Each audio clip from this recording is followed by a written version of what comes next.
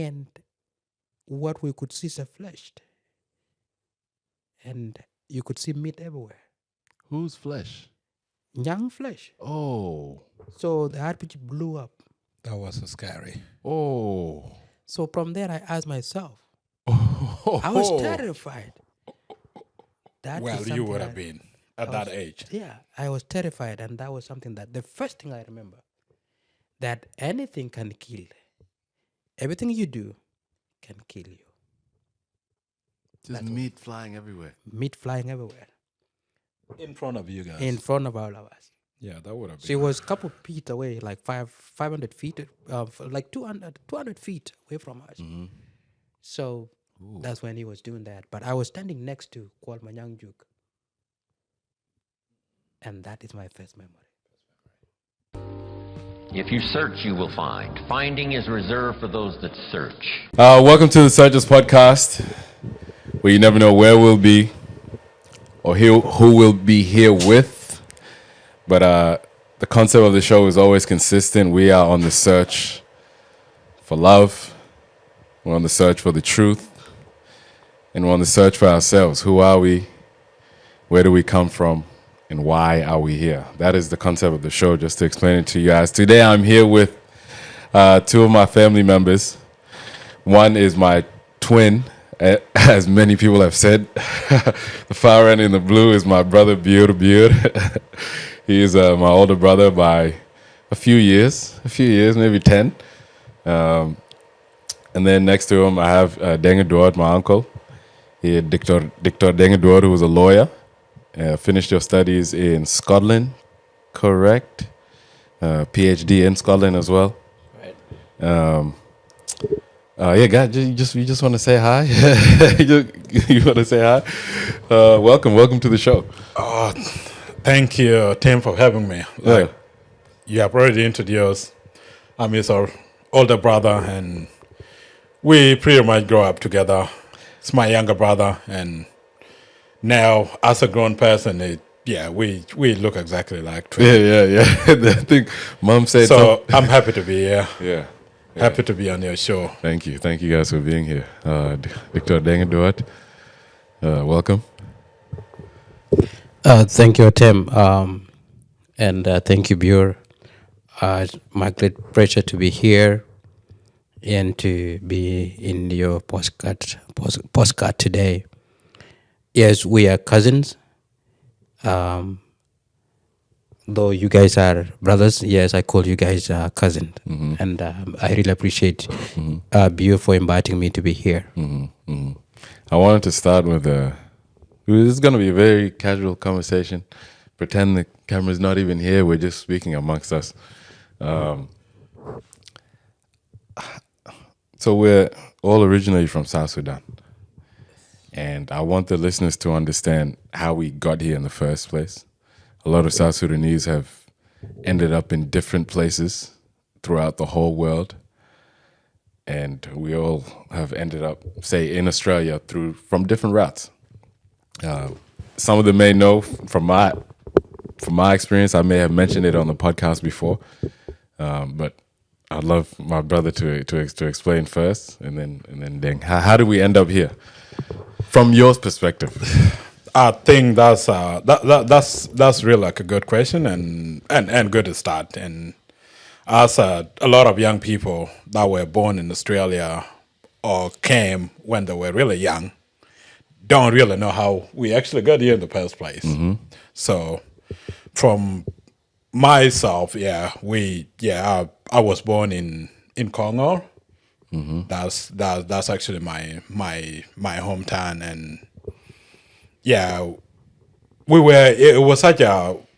grow up in such like a peaceful place, and there wasn't, even though like there was a civil war that was going on at the time, because I'm an 85 baby, so, and South Sudan second civil war started in the 83. So we were like born during the civil war, and our place was really safe at the time, so we didn't know what was happening. But until I think around 1989, we some of the soldiers will actually come around and pass through the village, and we saw, young men with guns and a nice uniform at the time, because we didn't know what they were actually doing, but these were the people that actually came from other region, and they were joining the other SPLA force, which is like South Sudan People Liberation Army and Movement. This was actually like, the South Sudanese that actually waged the war against the northern government. Just to make it short, How old were you at the time? Sorry. I think I was about 5. Okay. So I would have been about 5. That like around 89 when the soldiers used to pass around, and until like 91, when actually like there was like a power struggle within the SPLA, and they actually split into two, and We'll get there. No, I'm saying, how did you end up in Australia? We'll get to the backstory Okay. of the whole war. But you personally, how did you get here? What was the route that we finally took? When did Mom finally say we need to leave here? Just at that point, it was we were in Kakuma refugee camp in 2000, and that's when we actually left for Khartoum. So do you remember how you got to Kakuma though? Yes, we do. We do. I do remember, and that's how I was about to tell you. Oh, okay, sorry. It was in 1991 when our village was actually attacked. And probably it was like a confusing situation, and people were scattered everywhere.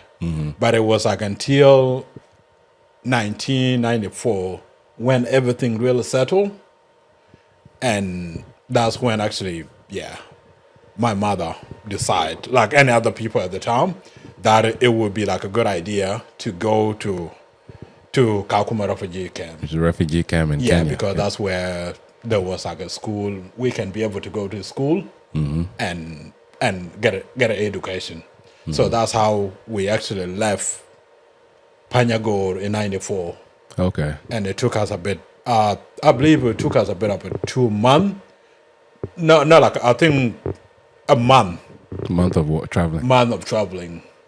I think maybe 3 weeks of traveling, because we have to stop from other town and figure out if that is actually safe to move on again. So, and we got to Kakuma in 1994, and that was in April. I remember clearly because we went during the school holidays, and the school actually opened in May. That's how I actually got to Kakuma, and so that's the first section. Yes. Yeah. Okay. And okay. Yes, and that's where we end up in Kakuma. We went to Kakuma in 94, and we settled with our relatives, and Deng were some of the young people that we actually met, because we were cousins, and people were living. It was a community where people from the same region live in one place, and that's how I actually got to know my cousin Deng Duot was here today. Wow. Yes. Okay. So 94. Well, how did you end up in Australia? What? So we went to school. I started from year 1 in 94, and in 2000, actually, Mom decided for us to go to Khartoum.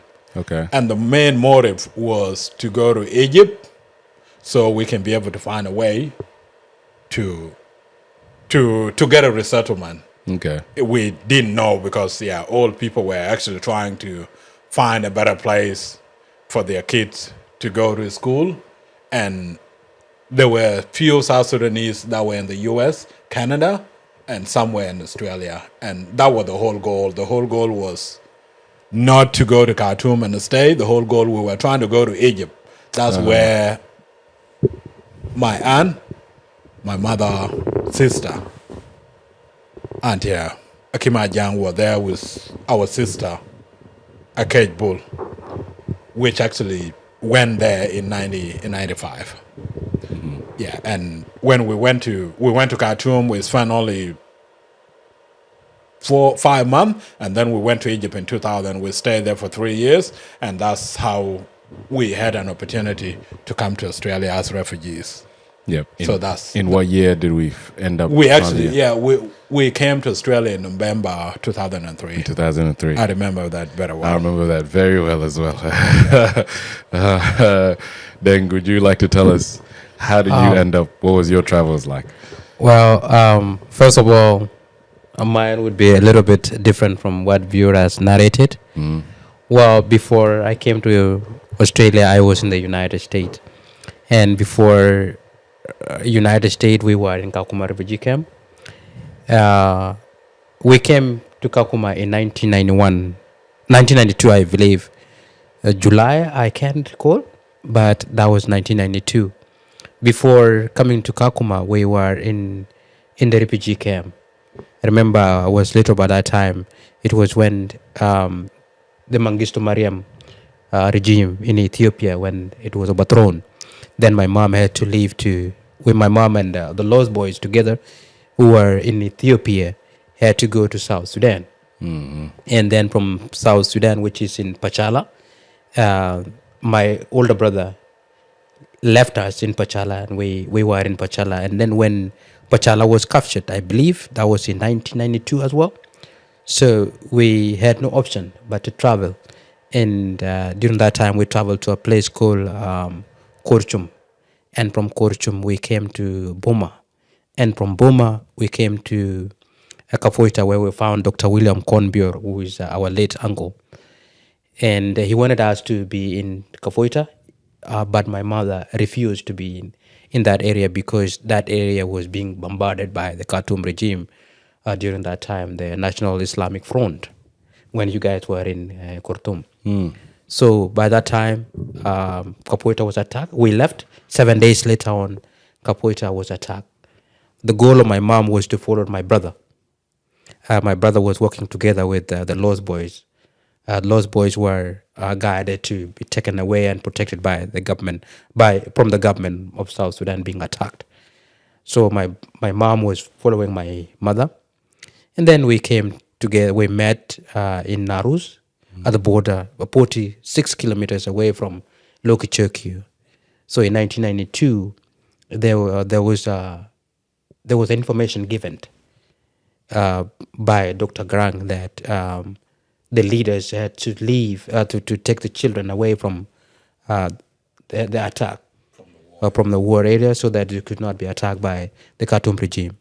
So we had opportunity to come together with our brother to Lokichokyu, and from Lokichokyu we proceeded to Kakuma refugee camp. And then we stayed over there for a long time until Bior and you guys came in 1994. We lived over there for some time, and when in 2001, I believe, that was in June 30th. That's when my brother left to the United States. And then when he was in the United States, he had opportunity to make us join him under what's called family reunion in the United States under the immigration status. So my brother worked so hard so that we can go to the United States. So in June 13 of 2006, we arrived in Seattle, Washington. And I stayed in Seattle, Washington. And then in 2016, I went to South Sudan and had a conversation with Dr. William Bior, who was my uncle, as mentor to all of us. So he told me, what are you going to do? And I said, well, I'm here to just come to you and see what you're going to tell me. He told me to go to school in Scotland. So that's how I ended up in Scotland. Oh, okay. So I went there and did my master's. And then I went back to the United States thinking, what can I do? I went there, I was alone. All my friends were not in the academic field. So I questioned myself, what am I doing here? When I was doing my master's, I built a relationship with some of my friends.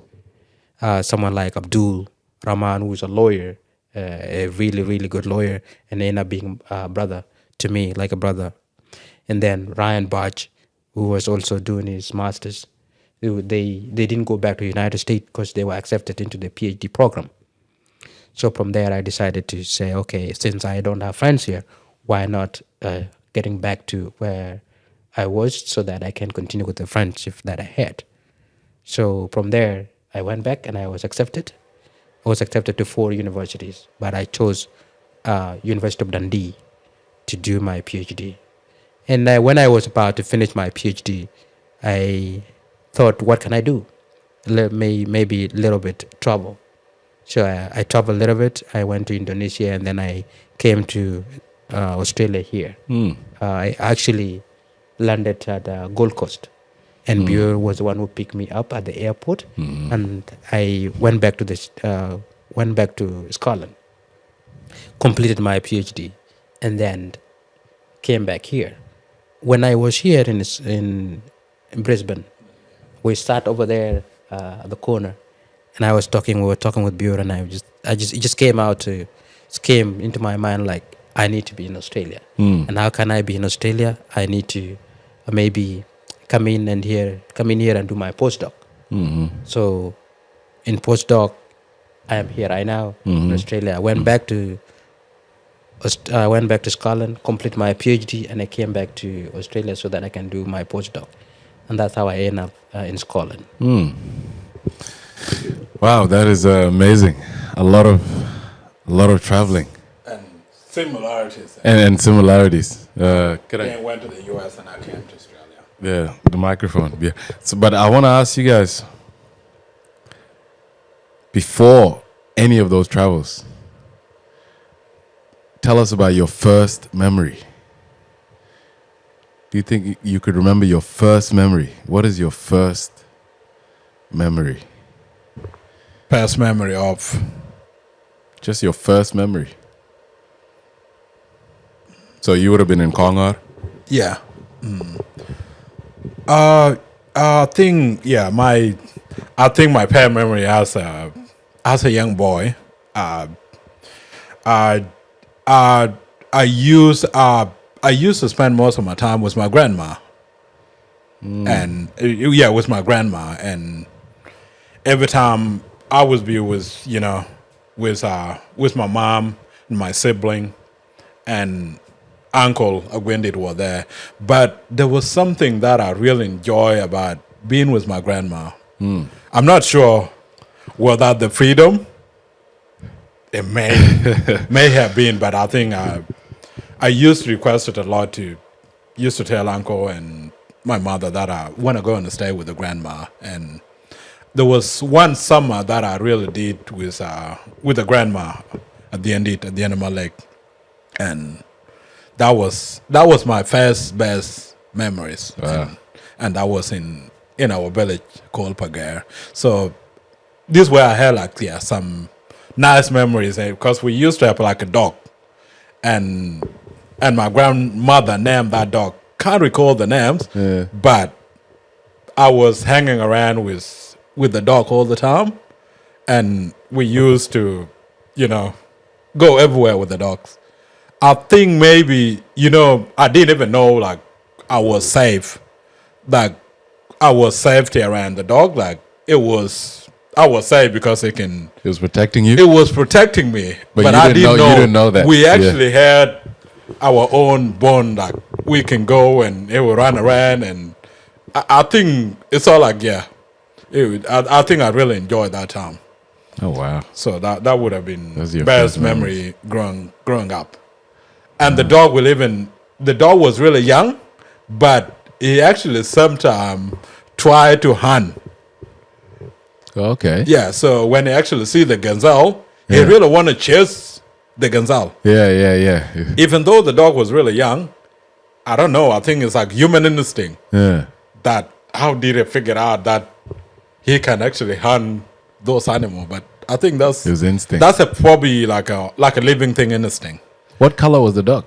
I think that wasn't the hair color. Not too white. I think, what do you call like a gray? No, not like a gray. I think the color of the dog would be beige. Not not beige. Not like, what do you call the other white? I think. Yeah, we, okay. We Okay. probably. We'll get- I'll we'll- remember the you'll color. remember- I'll get remember, back we'll to come you. back. So this Yeah. was some of the best. Yeah, Some of the the best best. memories growing up as a young boy. Wow. And I would have been about probably 5 years old Oh wow. or 6. Deng, do you remember? Tell us your first memory. Well, my first memories would be different from Bior. My first memory would be, I remember when I was little, maybe if I was 3 or 4, we were in Deng. And Deng is it's close to Bor. During that was when we were going to, my mom was going to Ethiopia. It was when Kwal Manyang Juk. There was a guy called Nyang. He was an engineer. He used to fix computers, and he used to make cinemas. So videos. Okay. By that time, they used to have films, different films from what we have now. It was not digital. Yeah. It was all So, film wrapped up. I was little by that time. Yeah. So it was a tape. It was like a tape. So this man, I remember, he was working on a cinema that would be shown in the evening, but he lost his screw. So when he was looking for his screw, I found a screw and I gave it to him. I was with Emmanuel Aron Job, who is now in Melbourne. Okay. Aron Job was a cousin to me, and he used to take care of me. So that man, we would always come to him. One day, he was a mechanical engineer. So one day he developed RPG, and he wanted to go and test it. And Kwal Manyang Juk was there, and Kwal Manyang ordered him to test the RPG. The first That's thing, a weapon, is it? a weapon, yes. A weapon, it's like a gun. Sure. Yeah, it's It's a like a- gun, right? RPG Sure, is like a RPG is a launcher. Yeah, okay. So It's very casual. Yeah, Something so- to just do. So this man, he was really genius. But we used to come and see what he was doing. So Kwal Manyang ordered him for the first try, and he went successful. The second try went successful. The third, it didn't end up very well. All the RPG blew up. And what we could see is a flesh. And you could see meat everywhere. Whose flesh? Young flesh. Oh. So the RPG blew up. That was so scary. Oh. So from there, I asked myself, I was terrified. That Well, is you something would I- have been at I that was- age. Yeah, I was terrified. And that was something that the first thing I remember, that anything can kill. Everything you do can kill you. Just meat flying everywhere. Meat flying everywhere In front of you guys. in front of all of us. Yeah, that would have been. She was a couple feet away, like 500 feet, like 200 feet away from us. So that's when he was doing that. But I was standing next to Kwal Manyang Juk. And that is my first memory. Wow. Wow. I was not expecting that. I was not expecting that. Yeah. I think a lot of my memories came from Egypt. Yeah. But I have one memory from back in Khartoum where I walked past a mosque. I don't know why I was walking by myself. I walked past the mosque. Okay. So I said, yeah, what's going on in there? Let me walk in there. And I saw everyone, kind of kneeling, and they're doing their thing. Yeah. So I took someone's, the little white hat tee. Yeah, the hats. Yeah. I took it with me, and Yeah, I brought it home. I don't know if you were there, but Yeah. someone whooped me at the house for bringing that home. I don't know if it was mom or it was uncle. Or I don't know who it was. Like, where did you get it Yeah, from? where did you get that from? Take it off, and I was whooped for that. But I remember that in Khartoum very vividly. And you never told me that the whole time. I've never told you that. thing you never told me. Maybe mom will. Yeah, Maybe yeah, mom yeah. will refresh Yeah, that I think, memory. yeah, okay. But most of the other memories came from when we were in Egypt. Yeah, yeah. Yeah, because when we went to Khartoum, you was about four. Maybe 4. I have another memory in Khartoum. Do you want to hear it? Oh, okay, yes. It's this might not make the cut. Yes. We were in the backyard. Remember, we had a big backyard when we went and stayed with Uncle Deng. Uncle Deng, and that was Uncle Deng, and that was our grandfather,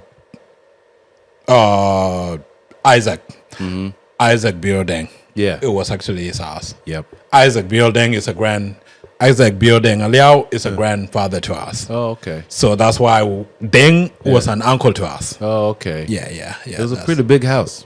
Yeah, it was. Yeah, the house was really big. And there was one There time. wasn't a big backyard. There wasn't a big backyard, but there was But- it was big to me, but there was one Okay. time I found you and our oldest brother Thuy. Yes. You guys were fighting. Yeah. Do you Like- remember now you guys were fighting? Boys do that. Boys fighting. You guys were fighting. This is That's just boys. but to me, I'm 4 years old. Yeah, like you say, let's boys be boys. This looks insane. Yeah. You guys were fighting or whatever. And the one moment that was insane to me, I told Thuy this too. I think during the fight, Mom and all them came to stop it. And Thuy, he said it in our language. He said, "No, we're gonna fight until one of us die." he said, "I'm not stopping until one of us dies." I said, "Oh my goodness, these guys are crazy. These my brothers are insane. What is going on?" Boys, yeah. But it was just casual fighting. So that's one memory I remember absolutely. You guys were fighting. Yeah, boys being Just boys. boys being, because you guys are similar age. Yeah, similar age. Two age different. One thing I want to ask is, what was the feeling like, if you can remember what that felt like when you're at home and then all of a sudden you're told we have to leave because things are going on. There's a war going on. And we're about to... Yeah, did you know you're about to embark on this journey, or did you remember the feeling of what that was? Yeah, just to take you back, actually, what really happened when what really happened when the village was attacked. The people did actually had the message that something was coming In advance. in advance. Like, people were aware, because we actually had an uncle that actually wrote a letter to the village, I think 2 months before the crisis came in. He actually wrote a letter that things are not looking good at the moment, and the village may be attacked in the next 2 to 3 months, because they were actually aware of the split within the SPLA and what was going on. So I remember very well. While you can sense, you can sense, even as a kid, you can actually sense from the parent that something is happening, and relatives, like our community, people are so close, close relatives like uncle, like people would normally come in and had a conversation with mom and what was happening. And I remember one time very well that actually Uncle Atian, that's Uncle Chol. That's Uncle Chol. No, that's Chol father. Okay. That's Chol Atian father. Yeah. He actually came one time and really sat down with mom and told her that we actually had to leave because the village is not going to be safe anymore. So he actually came and talked to our mother. As these are his in-laws, and it has a duty to make sure like his in-laws are really safe. And it was that time that I really remember that people, there will be, people had to leave. Was there time to feel anything? How did you feel from your perspective I at that think age? from my perspective, it wasn't something that I was ready for because I really enjoyed the village life. Yeah, we were really safe, Akage and Tuch and myself. And we had there was one of our cousins that was actually living with us. It's a little bit older. And yeah, it was really like we enjoy our time. I think I was that age, there was no schools. So, we hang out like boys do. We go to the field, we come home. So I think, yeah, the village was such an amazing place. There was something to do. And I was not really ready to leave. Okay. So, but you can really sense that, the place was not going to be safe. Something was wrong. Something was actually going on. And I think probably like a mom respond to Uncle Atian. It was like, we all the relatives are aware, and if people have to leave, we will still let you know. But they did actually travel to us to come and tell us that we have to leave because this place is not going to be safe in the near future. So that was okay. Yeah, wow. that was. Deng, how about you? Well, but during those times, I was little, and there were a lot of things that I cannot remember or recall. However, I can point out some, maybe two occasions. I think at that time you guys were in Ethiopia, right? Yeah, we were in Ethiopia. Yeah, okay, yeah, I think so. So yeah. there was, I remember there was an attack in Pachala. We were little by that time, and during the attack, we had to run. We did not know what was going on. It was just guns and bullets everywhere running around. So we had to just run. And we remember our mother had to just go and try to get us, and she didn't have opportunity to come back. So we lost everything, and that's how Pachala was captured. The little we had were just clothes, maybe the one that you're wearing, and you couldn't come back. And the people that used to play, I remember there was a lady, one of our cousins, a girl we used to play with, and she was shot. And we were told that she's not there, and we had to go. So it was really, really difficult because now not only have you lost home, you also have lost friends. Some friends too. Yeah. You guys have mentioned the attacks and some of the political stuff that was going on. You mentioned SPLA and split and all this. For kids who are born here, who have no clue about any of that stuff, and they hear about this name that keeps coming up, John Garang. What would you tell those kids the importance of that figure, John Garang? Well, if we can go back to what caused the split and who was John Garang and who were the splitters from one side to the other side. Well, if I have to answer your question, who was Garang? Garang was the leader, the rebel leader by that time. However, when the peace accord was signed in 2002 to 2005, Garang became the vice president, which he ended up dying in the what you call a airplane crash or a crash. An airplane crash. Yep. So Garang was a rebel leader. Okay. And he was a charismatic leader before that. Garang went to school in Kenya, I think in Nyeri. And after Nyeri, he went to Tanzania. And then Tanzania, he got a scholarship to go and study agroeconomics in Iowa State, in Cornell.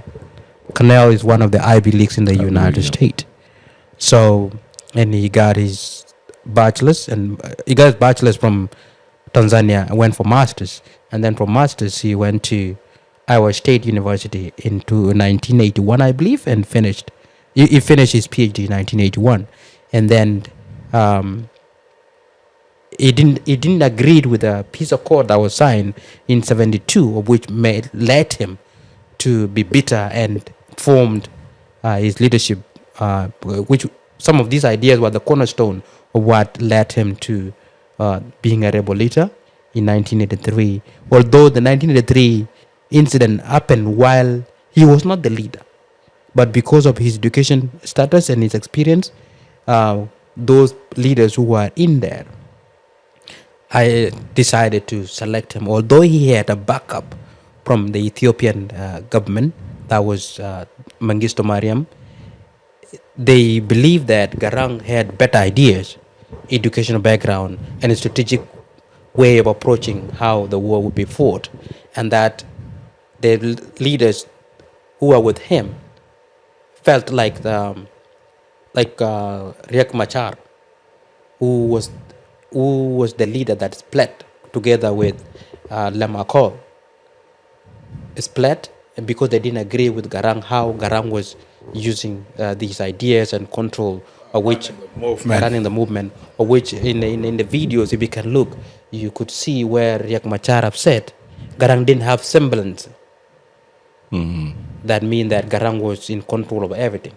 And if we can look at it, whether the ideas that they were talking about, whether Garang ideas or whether Riek Machar ideas, which one were beneficial to citizens, people like us, we did not know. But today we could see where these ideas were. However, that they have some tribal alliances or ideologies that some of us would not want you guys to maybe think, if we talk about Garang, this is a good guy because of Dinka, and Riek Machar is a bad guy because of Nuer. Those are very bad things to tell you guys. Yeah. I don't mean to get.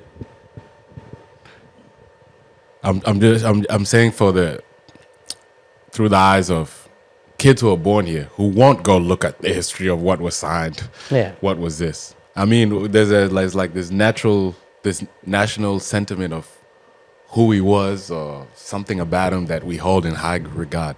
That's kind of what I'm asking. What is it about him? Garang had a vision. Garang had a vision. Yeah. A vision of empowering his people. Yeah. And to liberate South Sudan. If you can look at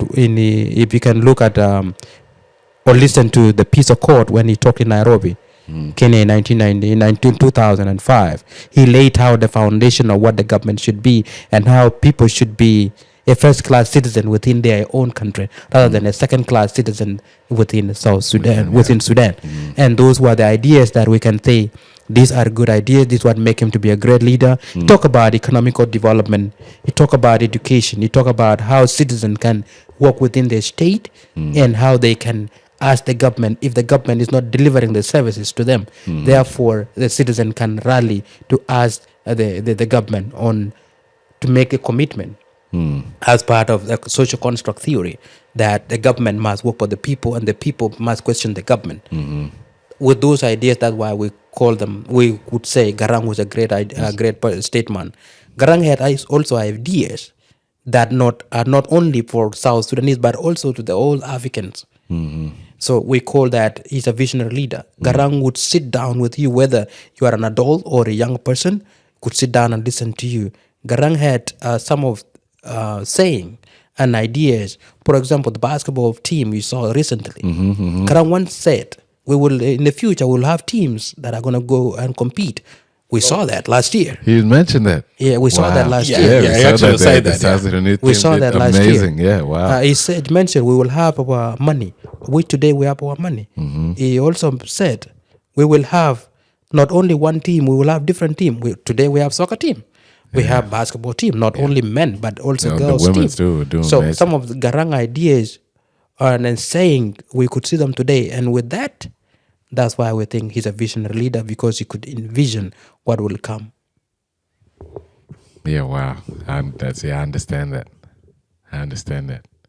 We've spoken about them before. What do you admire about John Garang personally? To me personal, I think what I wouldn't add much into, because I think Deng did actually mention a lot about his educational background and and all the thing that he actually did.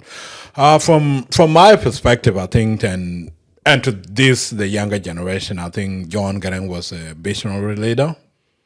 And growing up as a kid, you didn't know what freedom was, because we grow up in a war, and growing up and see, even when we were like in a displaced, displaced camp, when we were in Panyago, we left and we came to Ngatinga, you can really see that those places were actually controlled by the SPLA. But you can really see that the system was actually operated efficiently. You can see there was like soldiers around, with guns, but they actually have a respect for the civilian. Yeah, so there was a rules of law. As young people, as women, the soldiers were actually, they were actually operating within the laws. They respect the civilian. They cannot take your property. Yeah, if you have an issue, you can actually raise a case against the soldiers, and that soldier will be brought into justice. So even as a kid, you can really see that there was like a government in place, even though we didn't know what a government was actually at the time. So, and as growing up, when I became an adult and I went to school, and we learned about government system and how everything operates, I did actually get to understand that it was actually a visionary leader. Not only was he actually fighting the North or the Sudan government because the South Sudanese was impressed. On my opinion, he was actually fighting to correct the system for the betterment of the whole country. And by looking at his videos and how he was actually running the movement, his ideas, it was really creative. And it was bringing all the Sudanese together. His charisma was so it wasn't real about SARS, all that the South Sudanese was oppressed. I think he did actually mention and walk the talk that the system that we actually have is not the right system for the society that we live in. And his whole ideas, it was even the Arabs themselves, some Arabs are actually oppressed by the government. So his ideas was to bring Sudan together, where regardless of your religions, your tribe, and that we can all live in peace. And that was really motivated me about what he was actually pursuing. Yeah. And coming to Australia now, living in Australia, you can see that a lot of Australians say that we can actually help a multicultural Australia. And we can really see that the system is actually working now for the betterment of everyone. Of everyone. It's amazing. It's amazing. Just looking back, I can really see that was his idea. His vision, that we can have like a multicultural Sudan, regardless of your tribe and religion. And that's why I really support what he was actually doing, why he actually rebelled against the government that were there at the time. And I still, up to this day, believe in his idea. That's what I can add to that and can tell the young people that grow up in Australia. So now that you guys are fully formed adults, we continue to learn every day. What do you want to pass on to your children as they grow up in this, as Australians, as in America, or in... What do you want to pass on to them? Well, maybe three things. One, freedom is not given. Freedom is required. It's acquired whether through peaceful means or through struggle. Whatever you are, whatever you want, you have to work for it. One. Two, respect. Respecting the system and working within the law. Third, do you to others as you want others to do to you. And this is what Garang was talking about. He wants independent South Sudanese, a freed South Sudanese whereby they can be free within their own country. Whether our young people today, whether they're Australian or they are Americans or wherever they are, they need to understand freedom that they're enjoying today. Didn't just come from the blue. People had to work for it. And with that, it must be respected. Garang also talked about what you can do to the people that can be done to you as well. If I discriminate other people, then I expect also to be discriminated. And there was a saying, I believe he was talking in Yei, that there is no Sudan for the Bija, there is no for the Dinka, for what. There's one Sudan for all of us. He believed that if God come today, his argument would be justified because there's no Sudan for the Arab only. There's Sudan for all of us. And that we must respect each other regardless of race, religion, or creeds. That is something I can maybe tell my sisters, brothers, cousins, nieces, nephews, that yes, we have to work together. Third is hard work. Garang believes in hard work, and that goes to his research in agroeconomics, that people should plant their crops and maybe make their own food. He has mentioned something when he was putting his ideas out on how Sudan should be, especially in oil and gas or petroleum. He put one point that if we become independent or become a government in the future, then we are going to use our oil to power our agriculture, water, hospitals, something that is not being seen today. So what I would say to that, to the young people, work hard. The little you have, the little resource you have, maybe multiply them so that you can have more resources rather than relying on the resources that can be there and may end up being depleted in the future. So hard work would be the third point that I can say. Good point. What do you want to pass on to your... Yeah, if you can repeat the question again, that would be nice. What would you like to pass on to your children as they grow up in Australia? That's actually a very good question. As Australians as well, and South Sudanese. Yes. I think what I would like to really pass on to my children in Australia, or my cousin that are actually growing up. Cousins growing up here. Is to work hard in basically like acquiring education. Is actually the best mean of knowing what's wrong and right. Even though we still get like a formal education at home where you get taught, what to do. What I would like to tell them is to get an education. What does that mean? We've been hearing that our whole lives. What does that mean exactly? I think even if you look into the man history, we've been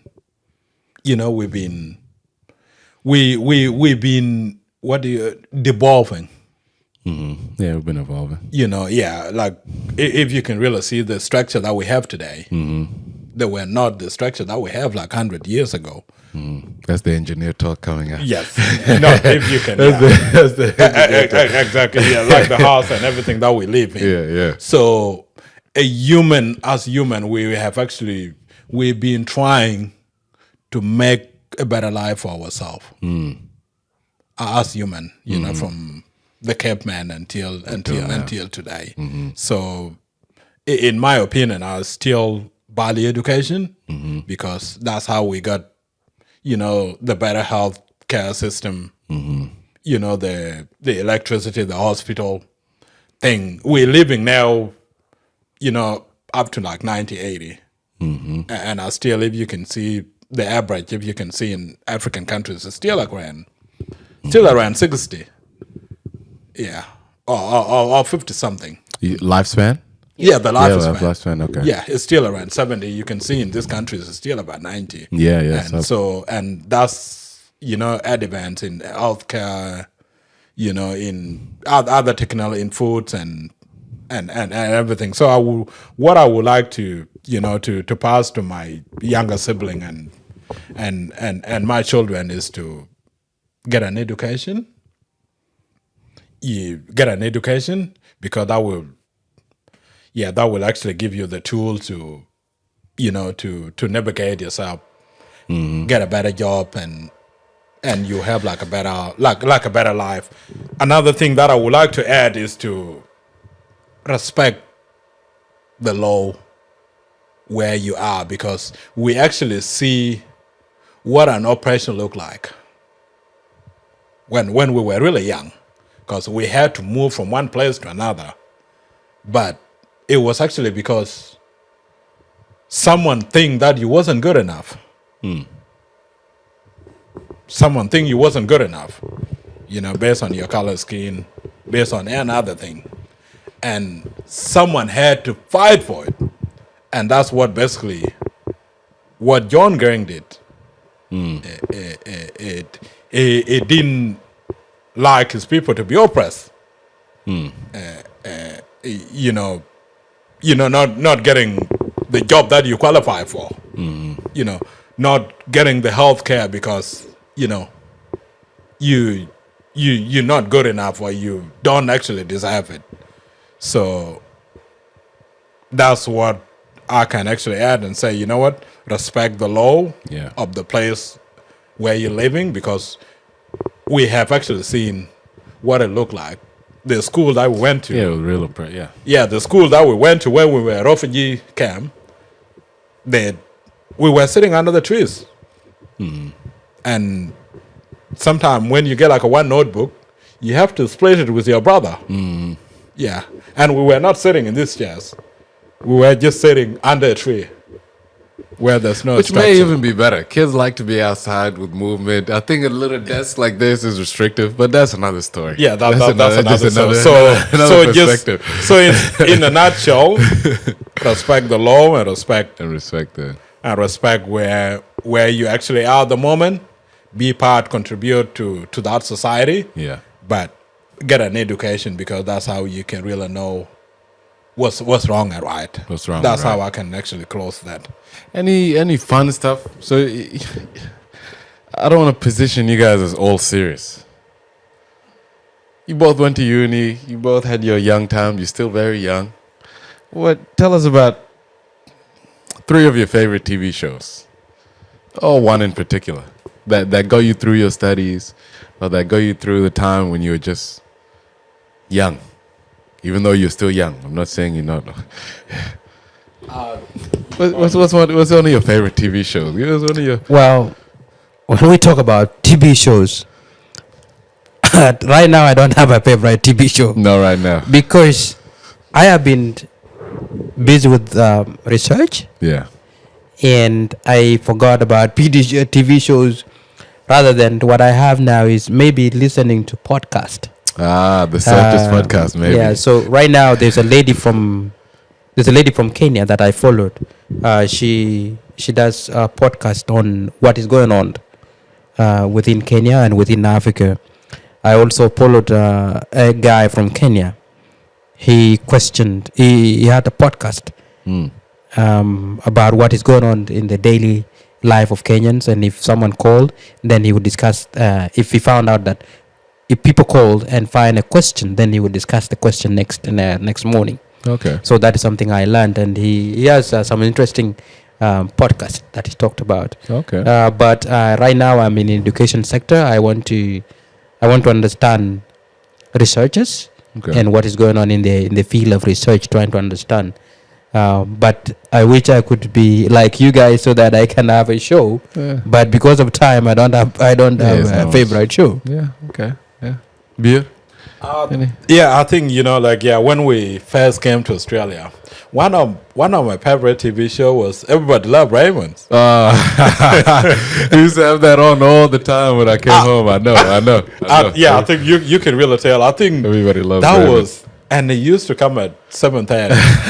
Yeah. And I think what I like about the show, and I think even you remember, like our cousin Yar and Adula, every time they come around and see me watching that show, I think, and like you remember too, and I think the show was really it's actually like a comedy show. Yeah, it was comedy. Yeah, It's a comedy show, and his mom lived across the street. The grandma, the grandma's and the granddad live across the street, right across the street, and kids and the kids in the house, and because his son live across the street, with his other two kids, and they have like the other brother, as well. That was like a policeman. He was a police officer.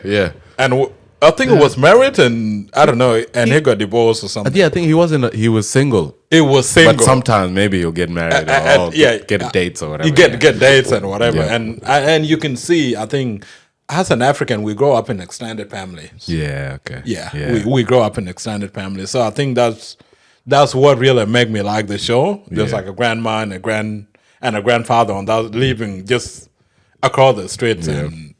So I think that's what that was one of my favorite, and I think everybody loved Raymond. Everybody loves Raymond. Not that. No, you're talking about everybody hates my wife Chris. And kids. Oh, my wife and kids. My wife and kids. My wife I think and kids was amazing. Yeah, I think one. It was one, and we that was watched one amazing My show. wife and kids. That was a long time ago, like that was 2008 or something. That was a long 20, time ago. Yeah. probably like 20 years ago. 205 around those times. Yeah. 208. Yeah. Oh, it was a lot and of I good think shows. they've just looking back now, like my wife and kids, they're really a better successful family. They call like the Wayne family. The Wayne family is amazing. Yeah, the Wayne family, like they're real. Marlon is dropping a movie next week or something. Like the Wayne family. I actually learned about them later, but it was their oldest brother. Yeah, who got the rest. Who got the rest into comedy? Yeah, into comedy and producing films. Yeah, and it was actually like I think black produced and black owned. So black produced. It was, but it was such an amazing show. It was show over all over the world. Like it was such a successful. And they actually had a lot more shows that were successful too. I think In Living Color is another one and all this. But the older brothers were saying something you said as well. He was like, Marlon was saying it in an interview the other day on the Breakfast Club. He was saying, in this industry, if you want to make something happen, you have to do it. Yes. You have to write the script. Yeah. You can't just wait for opportunities to come to you. If you want to make something happen, if you want to stay alive in this industry, you have to work out. You have to make the movie yourself. Yes. If someone doesn't want to fund you for the movie, you make it. You make it, yeah. Someone doesn't want to fund your comedy tour, you figure out a way how to do it. How to fund it, yeah. That's exactly. I think that's something that actually ties back a little bit to when I want to give some pushback with education. Some kids, let me take it back. I think we're seeing education in the wrong way.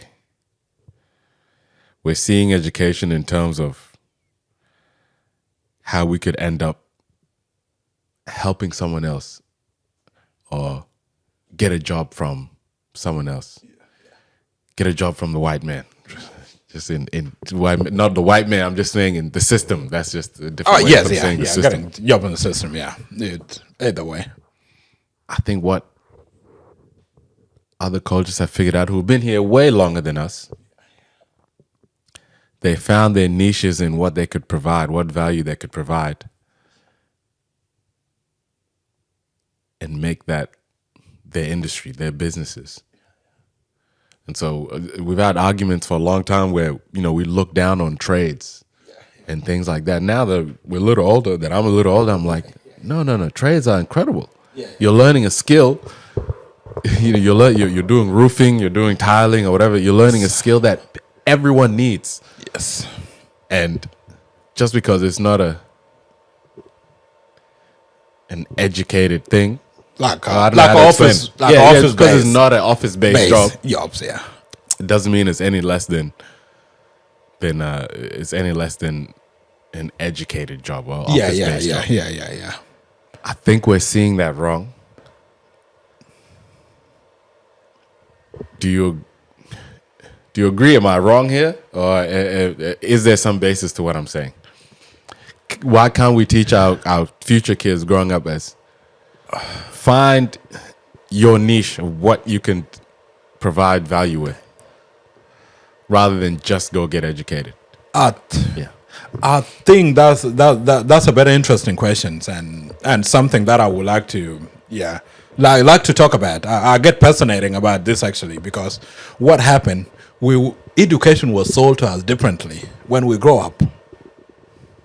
When you got here, or When on we the grow way up, as you're when growing we up? grow up, coming here? Okay. when we grow up, Yeah. because what a lot of our uncle did at the time,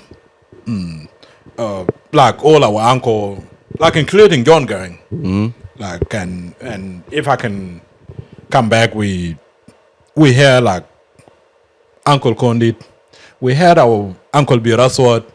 We like most of our uncle around us at that time, they actually had like a formal education. Very educated, yeah. And that was people, their peers at the time, they actually had like a formal education where they actually finished their high school, went to college or universities at the time, and finished their degrees. So, and most of the SPLA leaders were all degree qualified. Later, did actually learn that some of them, they were, even though they were like civil engineers and everything, but majority were all like degree qualified. Okay. So we never had, growing up, we never had a lot about other people that were, that actually had that actually started trade. That actually started trade. So it was all about being a doctor, like a medical doctor, being a lawyer, being an engineer. These were really, at the time, what they actually study. Majority of the time. So when we grow up, that's what we knew. That you have to get like a bachelor degree. You have to go to universities. Trade was not actually we were not told much about trade at that time. And just know we did not actually grow up in town. Yeah. So we did not actually see Anything what being actually built, vocational education yeah. can do. Yeah. Because, there was no plumbing, no electricity. So we did not really. And another part too, culturally, I think our culture too did actually play a role. Because those people that grew up at the time, they had like office-based jobs and that's what we knew. So when we came to Australia, all we had to do was to get that degree. And that's what our parents preach. And we can't really blame our parents at the time, because they did not all of them were like degree qualified.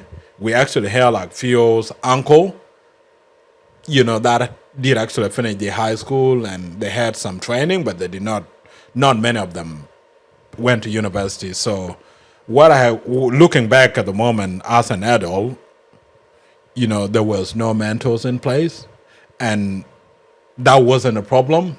And our parents told us to get that education, get that degree, even though looking back now, Australia actually operate differently.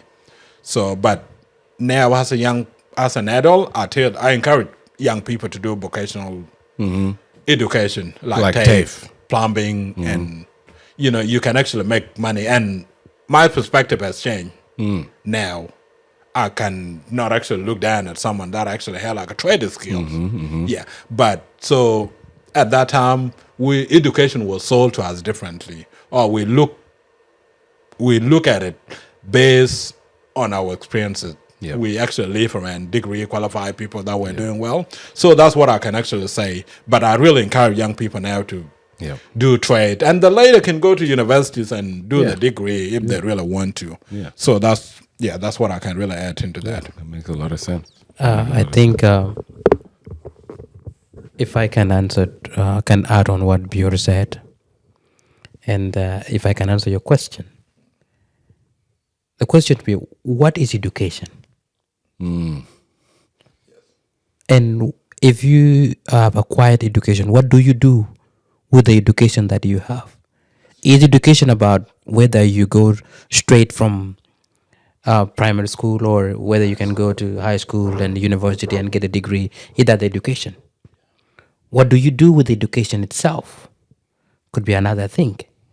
Well, what we can tell young people today, and I can allude to what Bior said before, the education was sold to us differently. I remember Dr. William talking to us in Kakuma, which he said, I didn't send you to school to go and eat. I sent you to school to go and learn. But he didn't tell us what should we go and learn. So he was telling us, sending you to school to learn. But today, you can go to school and know or ask your friends what is going on in the market, what degree or what experience are marketable today. Back in the day, there wasn't something like that. Education was you go to the university and get your degree, and then you can end up whatever field you have studied. Today, it's totally different. And why do I think so? Look at people like Bill Gates. Look at Jeff Bezos. Look at the young people today that are making millions and millions of dollars online, whether on TikToks or whether they have made online business or whether they have done trade skills or whatever. It all education.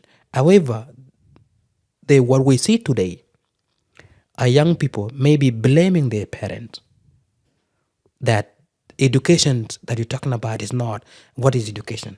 Yes, education is everything, so long as you can interpret and be able to get money so that you can support your life. That is education today. Do we think you should follow the trend that we went through? No, we don't. Exactly. But can you go and learn whatever can make you to get money or be called an expert or be employed or whatever you can do? Yes. That is education. But when we see our young people today, people are running away from education but entering in shortcuts, which is so interesting to us. You could see people playing basketball, making millions of dollars. That's an education. That one is education. But you can make millions of dollars, and guess what?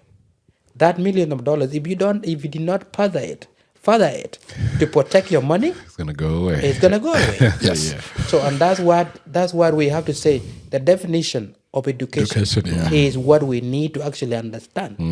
Is education that you need to read? Yeah. Do you need to plan your stuff?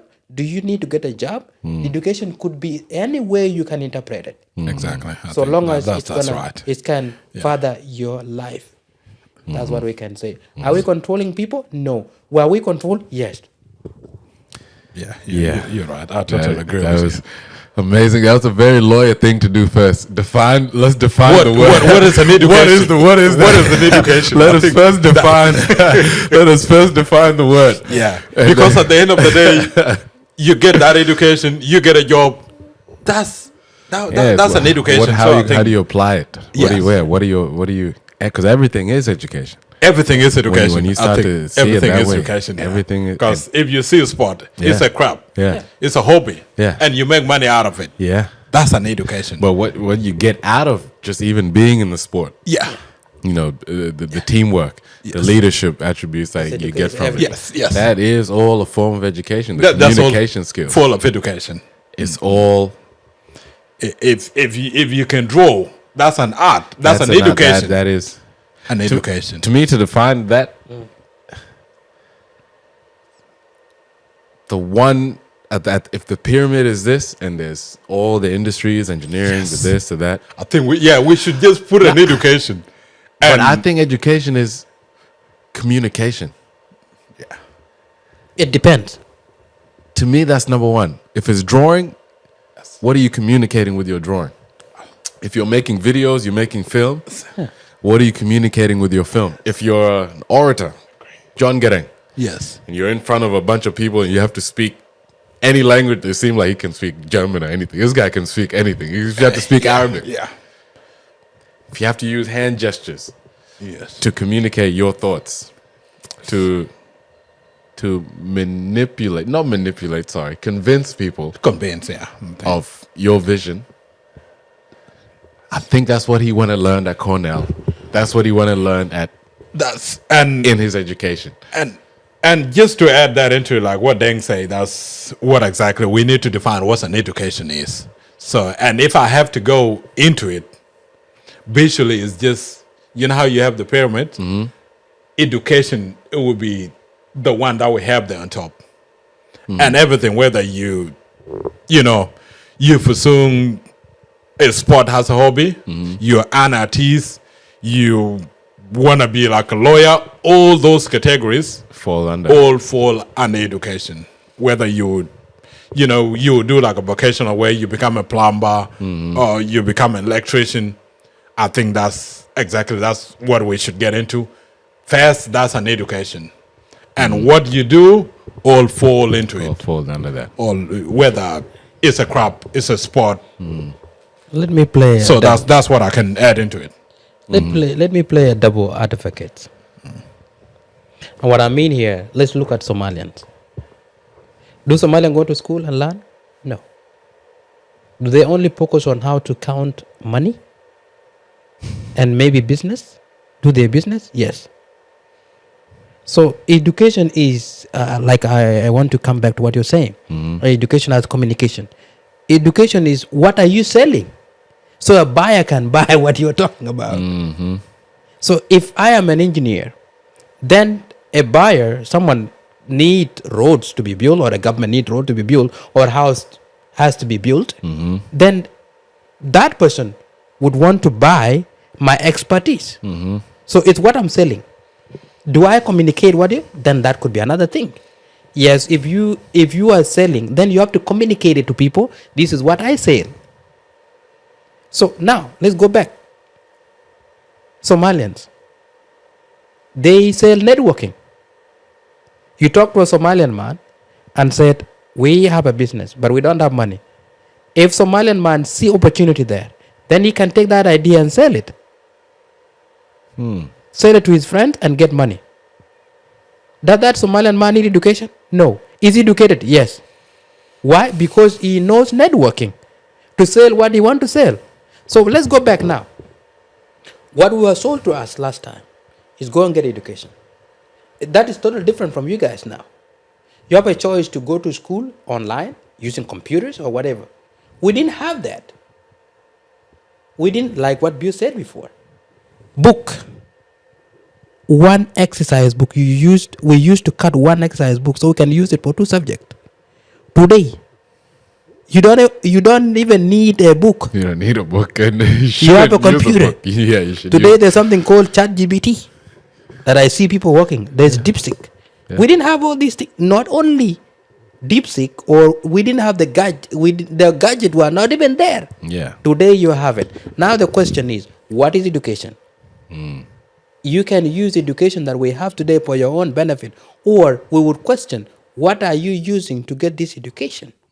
So if you can define what education is, what are you going to use the education for, and how that education can benefit you and your families, or where you come from, your friends, then that's what we can agree as education. But if we cannot define that, then our education, the meaning of our education is 10. It's for nothing. And I think just quickly to add something into that, I think I agree. to get into the definition of education, education is problem solving. You try and what we even get through universities, you're coming to solve a problem. Either as an employee or be self-employed. So that's one thing education is all about problem solving. And if you can solve a problem, that will actually make you money. That'll make you money. And make you successful. Yeah. And I think that's the bottom line, what I can, just to close that. That's perfect. Within the law. All this within the law. Within the law, yeah. I want to start wrapping this up with last question. Or last two questions. The last question I always like to end this on. This is called the Searchers Podcast. Because I do believe that we are all on the search for that deep meaning. We're all on the search for something. Whether it's career-based, we're searching for ourselves. We're all searching for the meaning. Why are we here? I want to ask you, what are you searching for?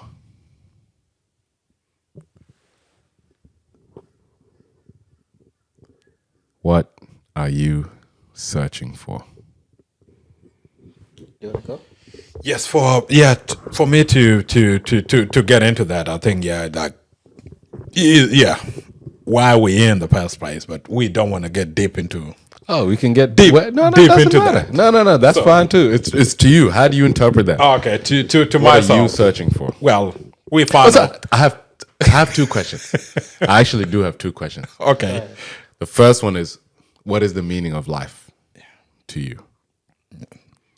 And then we'll get into what are you searching for. Oh, okay. I think just like to the meaning of life. Like, if we can go back to it, we find ourselves here. We got into this world. Either if you can put it from a religious perspective, that we were created by God. If you go into other perspective, the nature God has here.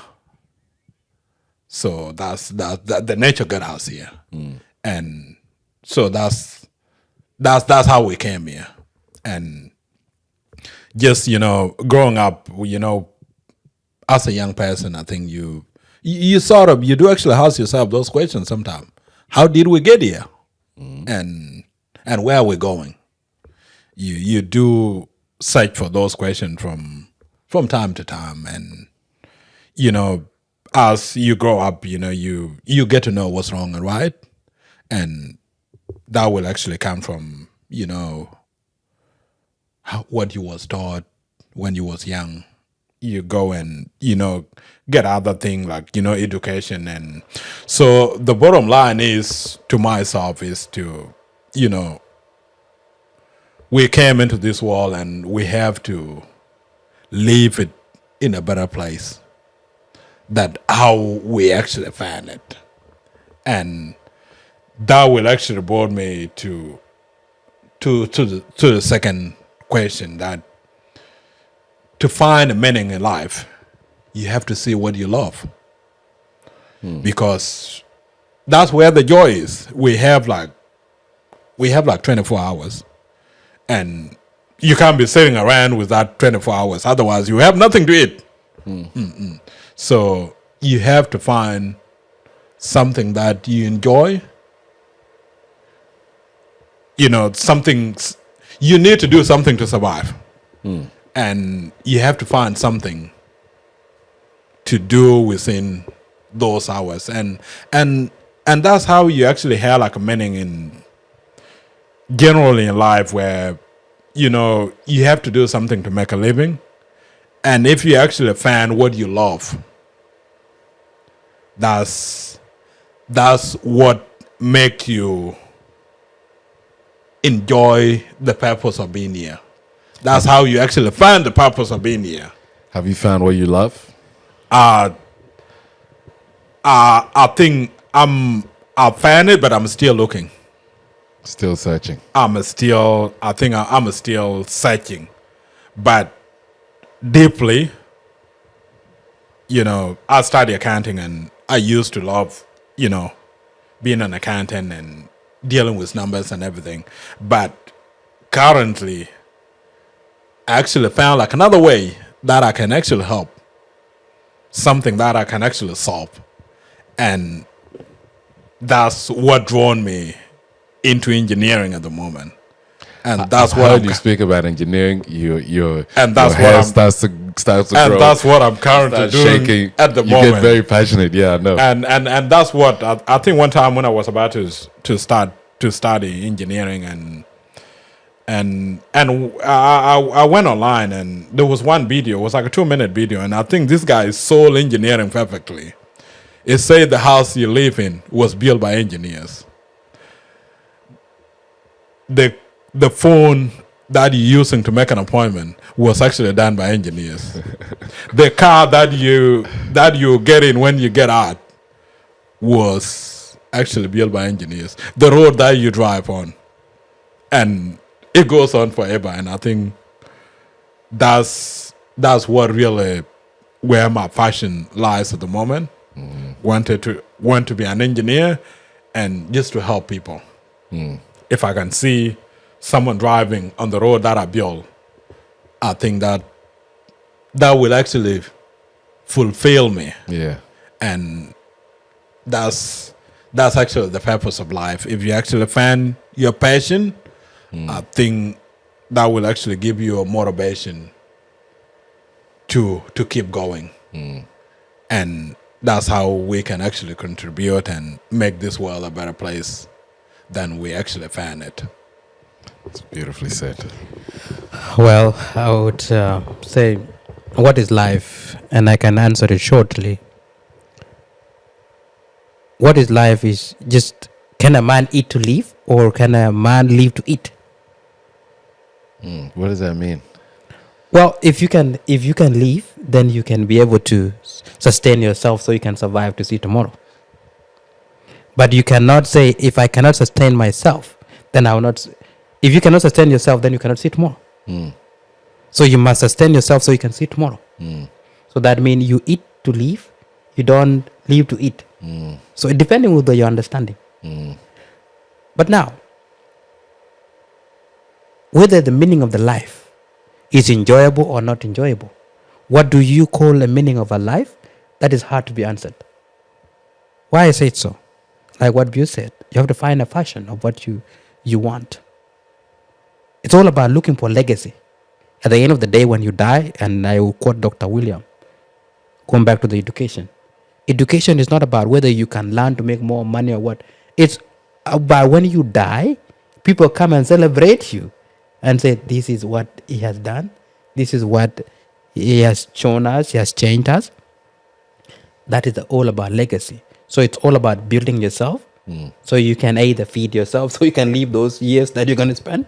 And after that, when people can remember you or what you have done, that will come as a fulfillment of your life. If I can quote the Amazon, the person from the Jeff Bezos? not Jeff Bezos, but this guy who passed away of cancer, the founder of iPhone. Oh, Steve Jobs. Yeah, Steve Jobs. Steve Jobs had it all. But when he was on his deathbed, he said he was looking for meaning of a life, yet he's alone here with millions of dollars in the account. But none of these things can save him from dying.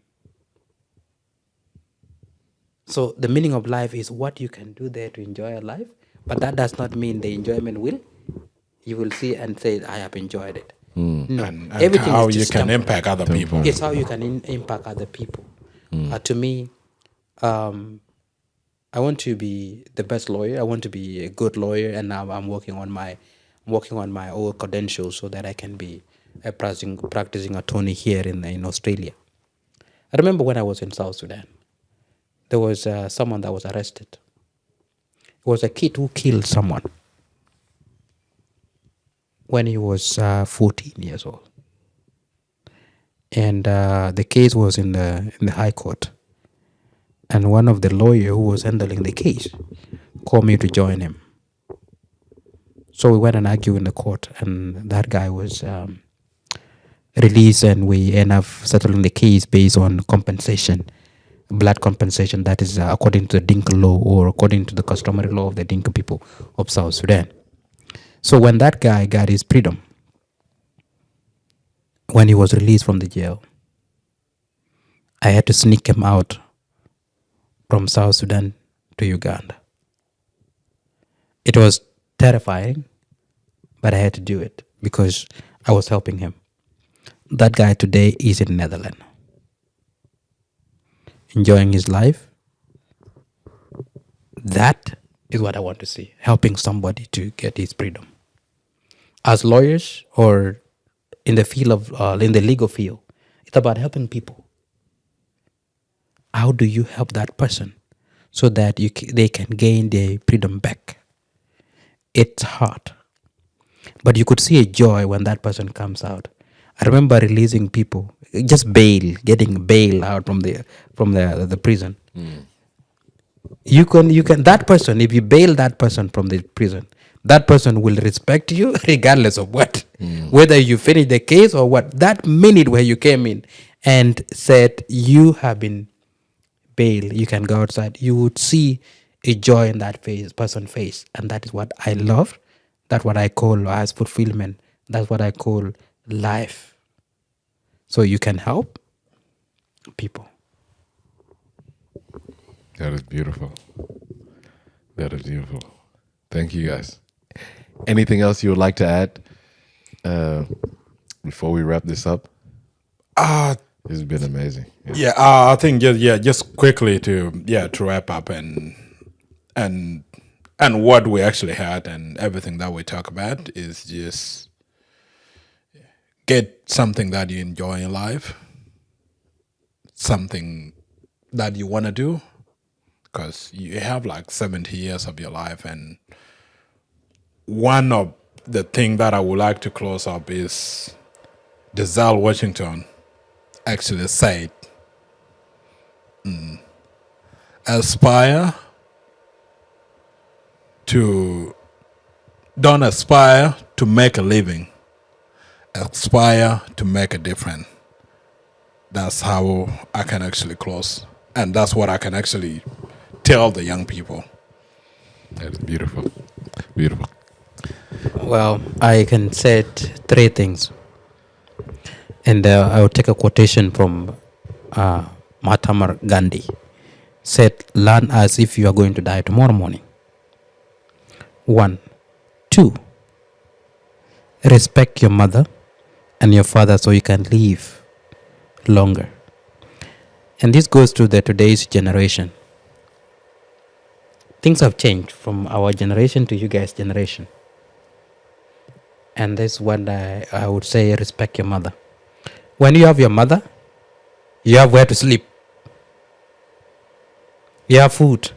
You have security. But when you have your father, guess what?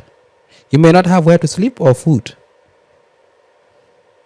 Because maybe your mother, your father is with his girlfriend or his wife or whatever. Therefore, you will not even be there. You have nowhere to sleep. But if your mother, guess what? You will, whether it's a small bed, you will have a space for you to sleep. But in the current generation, the first person that is level as someone that is not educated, she talks too much, she is troublesome or whatever, is the mother. But if you go back to see what mothers do, or they have done to ourselves, it's something that we cannot actually pay them back. Whether you can monetize it and say this is, no, it doesn't. It will not. You cannot equate it to a certain amount. So what I would say is respect your mother so that you can live it in the Bible, so you can live longer. And learning, whether you are going to learn trade or whether you're going to learn computers, whether you're going to learn whatever you can learn it to the best so that you can be maybe called as an expert or maybe called to come and do what you can do, and then you get paid. And take that and change people's life. And start with your mother. Start with your mother, because your mother is the first person that you need to pay back if you can. If there's a way that you can pay her back, whether through through respect or what you can buy to her or give to her, that's the payment. And when your mother is so happy, then whatever she's gonna pray for you or whatever you need, it's the person that is gonna be taking care of you. Let me say this: when we die, as human beings, who is going to remember us? Whether your wife or your girlfriend or your children, none. Those people will forget you within 7 days. But your mother will be the one talking about you until the day she passed. So who do we pay allegiance to? Our mothers. The current generation, maybe we are different from you guys, and it's something that we see. It's something that we see. To us, none of us would question their mothers. None of us would say, oh, this is a old mother, she's troublesome. No. Yes, we can work everything out. And that's how I can close it. And goes back to what John Garang was talking about. Ideas. Whatever you need, talk to your parent, relatives, ask them. Whether it was education that we were told to go to school, it was our mothers who used to work hard so that we can go to school. Whether when we were running away from being bombed and being killed or whatever, it was our mothers that used to take care of us. Our mothers are important people. And that's how I can close it. Thank you so much. If you guys enjoyed this episode of the Surges Podcast, please like this episode. If you're on YouTube, listen to it on Spotify or Apple. You can follow us on all of the social medias, Facebook, Instagram, TikTok, at The Searchers Podcast. And we appreciate you for listening. Tell a friend to tell a friend and keep searching. God bless. Thank you. Thank you. Thank you.